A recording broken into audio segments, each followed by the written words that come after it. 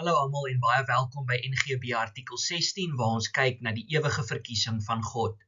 Soos julle daar op julle skerm sal sien, is daar 3 figure wat ek daar gesit het. Aan die linkerkant het ons Thomas van Aquino. Hy was 'n Rooms-Katoliek, maar het in baie opsigte met Augustinus saamgestem met betrekking tot die uitverkiesingsleer en baie van dit wat hy geglo het is soortgelyk aan wat in die reformatie geleer is. In die middel is Johannes Calvijn, iemand wat die uitverkiesingleer baie sterk verdedig het, en dan regs is Augustinus. So kom ons spring weg en hoor wat Guido de Brès vir ons sê in artikel 16 en wat nie net hy vir ons sê nie, maar wat ons saam bely. Ons glo dat God, toe die hele geslag van Adam deur die sonde van die eerste mens in die verderf en ondergang gestort is, hom betoon het soos hy is, naamlik barmhartig en regverdig. God is barmhartig, aangesien hy die wat hy uitverkies het, uit hierdie verderf trek en verlos. God het hulle uit louter goedheid en sonder om hulle werke in die minste in aanmerking te neem, in sy ewige en onveranderlike raad uitverkies in Jesus Christus, ons Here. God is regverdig, deurdat hy die ander in hulle val en verderf laat bly, waarin hulle self gewerp het. Nou kom ons praat so 'n bietjie oor die tema van die uitverkiesing. Die leer van die uitverkiesing kan beskryf word as God se genadige en barmhartige besluit om sekere mense vanuit die hele sondige mensdom te red. Maar hierdie besluit hang nie af van enige iets wat God in die uitverkorenes gesien het wat hulle waardig maak nie, want hulle is net so onwaardig om verlossing te ontvang soos al die ander mense. Trouwens, niemand verdien om deur God gered te word nie, want alle mense is van nature dood in hulle sondes en vyande van God. So lees ons in Efesiërs 2 en Romeine 5. Maar om redes wat vir ons onbekend is, het God gekies om sekere mense te red en hulle alleen, en hulle sal tot geloof kom en hulle sal in daardie geloof bewaar word totdat ons Here Jesus terugkom. In Romeine 9 lees ons iets baie interessant. Selfs voordat Jakob en Esau gebore is, het God besluit dat die ouer broer Esau die jonger broer Jakob sou dien. En dan hoor ons die merkwaardige woorde. Dit hang dus nie af van menslike wil of inspanning nie, maar van God wat genade het. Met ander woorde, God het nie Jakob gekies omdat hy meer werd was as Esau nie. Hy en Esau was ewe verlore in hulle sonde, maar hy het Jakob gekies uit blote liefde en redes wat vir ons onbekend is. Nou kom ons praat eers bietjie oor die woord verkiesing of uitverkiesing. Ons kan onderskei tussen roeping tot of uitverkies tot diens en uitverkies tot die ewige lewe. Daar is voorbeelde van mense wat uitverkies is om 'n sekere diens te verrig. Dink maar byvoorbeeld aan koning Saul in die Ou Testament. Hy is verkies om koning te wees, maar hy is nie uitgekies vir die ewige lewe nie, of verkies tot die ewige lewe nie. Dan kan ons dink aan die Nuwe Testamentiese voorbeeld, Judas Iskariot. Hy was gekies om 'n aardse roeping te vervul, hy was vir 'n ruk een van die 12 apostels, maar daar staan sodat die skrif vervul kan word, het hy verlore gegaan, want hy was nooit onder die uitverkorenes nie, hy was nie uitverkies tot die ewige lewe nie. Maar dan kry ons 'n ander vorm van uitverkiesing. En hierdie uitverkiesing is ewige uitverkiesing. Dit verwys daarna dat jy uitverkies is tot die ewige lewe. Nou, die uitverkiesing, moet ons sê, is in die eerste plek die onverdiende genade van God. Niemand van ons verdien om uitverkies te wees nie.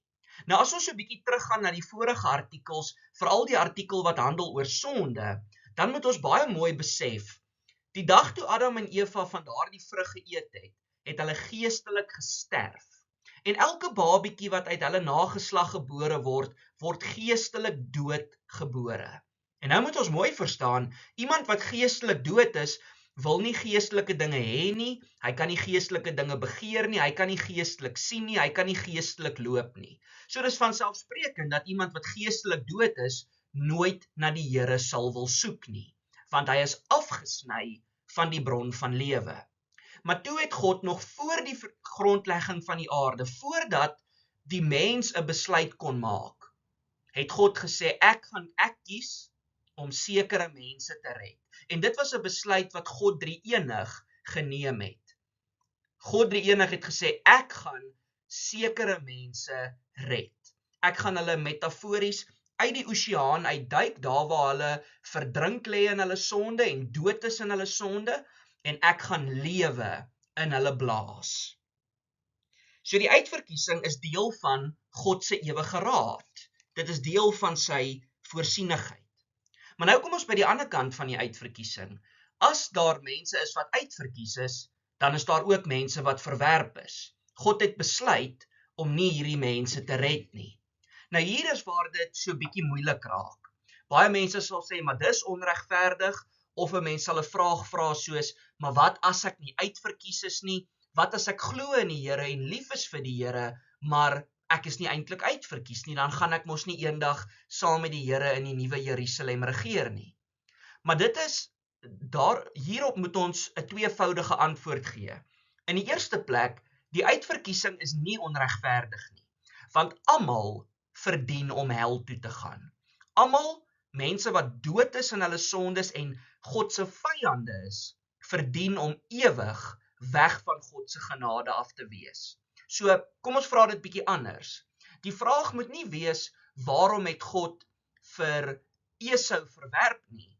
Die vraag moet eerder wees, waarom het hy vir Jakob gekies? Want Jakob verdien ook om verlore te gaan. So die vraag moet nooit wees, hoekom het die Here besluit om sekere mense verby te gaan in sy verkiesing nie. Die vraag moet eerder wees, hoekom het die Here enigstens besluit om sekere mense te red, as niemand verdien om gered te word nie. So dis baie belangrik om te onthou. En onthou ook wat staan in hierdie artikel, en dit word ook baie op uitgebrei in die Dordtse leerreëls. Die woorde wat gebruik word vir die verworpenes is dat God hulle verbygegaan het in sy uitverkiesing. Dit beteken, hy los hulle in hulle sonde. Hy los hulle om te doen wat hulle wil. Hy los hulle om sy vyande te bly. En nou moet ons baie mooi verstaan om terug te kom na die tweede vraag toe, wat as ek nie uitverkies is nie? Die mense wat nie uitverkies is nie, sal nie glo nie. Want geloof is 'n vrug van die uitverkiesing. As God jou uitverkies het, dan gee hy geloof as 'n gawe aan jou.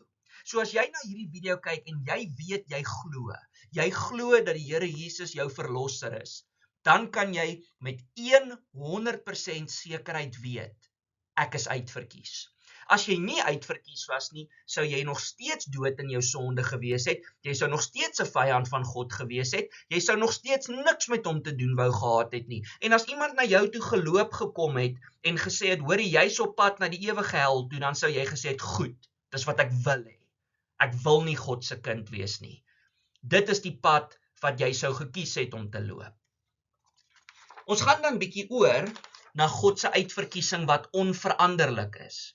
God se uitverkiesing kan nooit teruggetrek word nie. God sal nooit sy besluit omkeer nie.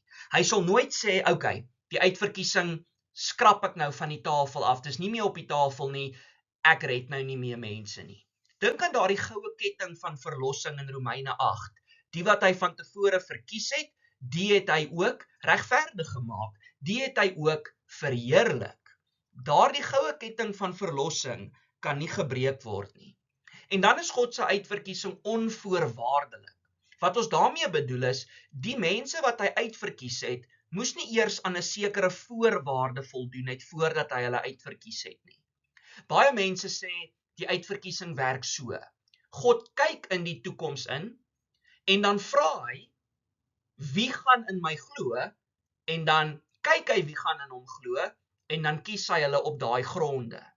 Maar onthou wat ons vroeër gesê het, die mens is dood in sonde. Niemand wil God kies nie. So wat God eerder doen is, hy sê, ek kies sekere mense, ek gee geloof aan hulle, en dan antwoord hulle op daardie geloof, dan glo hulle. Dit is hoe die uitverkiesing werk. En dan moet ons ook besef dat die uitverkiesing nie los van Christus is nie. Ons kan dit eintlik so verstaan, Christus is die uitverkorene. En elkeen wat in hom glo, is soos die loot wat in die wingerdstok is. Hy is ook uitverkies, maar hy is uitverkies in Christus. Nou, hoe hou die uitverkiesing verband met al die ander dinge van die heilsorde? Die heilsorde is daardie, kan mens amper sê, roete waarlangs God mens red. Jy kry roeping, jy kry wedergeboorte, jy kry regverdigmaking, jy kry heiligmaking en jy kry verheerliking. Die uitverkiesing is die bron van dit alles. Die uitverkiesing is die, kan ons sê, die fontein waaruit al hierdie dinge kom. God kies jou uit, dan op die regte tyd roep hy jou deur sy Heilige Gees. Dis 'n effektiewe roeping. Met ander woorde, dis 'n roeping waarvoor jy nie nee sal wil sê nie, want die Here verander jou hart, maak jou lewend en maak dat jy met geloof sal reageer. Die Heilige Gees wederbaar jou. Hy bring die wedergeboorte in jou tot stand en dan kan jy met geloof antwoord. Dan word daar verklaar, omdat jy glo, en selfs daardie geloof is 'n gawe, 'n geskenk, maar omdat jy glo, word jy regverdig verklaar. Christus se regverdige dade word op jou rekening geplaas. En dan is jy op die proses van heiligmaking, waar die Heilige Gees jou elke dag al hoe meer heilig maak. En jy kan verseker wees dat daardie proses nie sal stop totdat ons Here Jesus terugkom nie. Jy sal bewaar word in die geloof totdat hy die dag op die wolke terugkom. En dan moet ons vra, maar wat is die doel van die uitverkiesing? In Efesiërs 1 vers 3 tot 4 hoor ons, God het ons uitverkies sodat ons heilig en onberispelik sal wees. Met ander woorde, wanneer ons hoor dat ons uitverkies is, en onthou wat ons vroeër gesê het, as jy glo, is dit die bewys dat jy uitverkies is, en dat jy altyd uitverkies sal bly, en dat die Here jou tot die einde in sy hande vashou. As jy dit besef, dan wil jy 'n heilige lewe leef, uit dankbaarheid. En nou moet ons ook besef, God se uitverkiesing is dieselfde in die Ou en die Nuwe Testament. Daar's nie net uitverkorenes in die Nuwe Testament nie. Daar was uitverkorenes in die Ou Testament ook. Ons dink byvoorbeeld aan Elia wat so mismoedig is en vir die Here sê, Here, ek is die enigste een wat oorgebly het en U nog steeds dien. Maar dan sê die Here, nee, ek het 7000 mense getrou aan my laat bly. Uitverkiesing. So die uitverkiesing is dieselfde in beide testamente. Dis onvoorwaardelik, dis barmhartigheid, dis genade. Maar nou sal iemand die vraag vra, waarom moet ons sendingswerk doen as die uitverkiesing waar is? Want God het besluit hy gaan sekere mense red, en net daardie mense gaan gered word. So hoekom moet ons evangeliseer? Hoekom moet ons uitgaan en mense van die goeie nuus vertel? Want as iemand nie uitverkies is nie, sal hy nooit glo nie.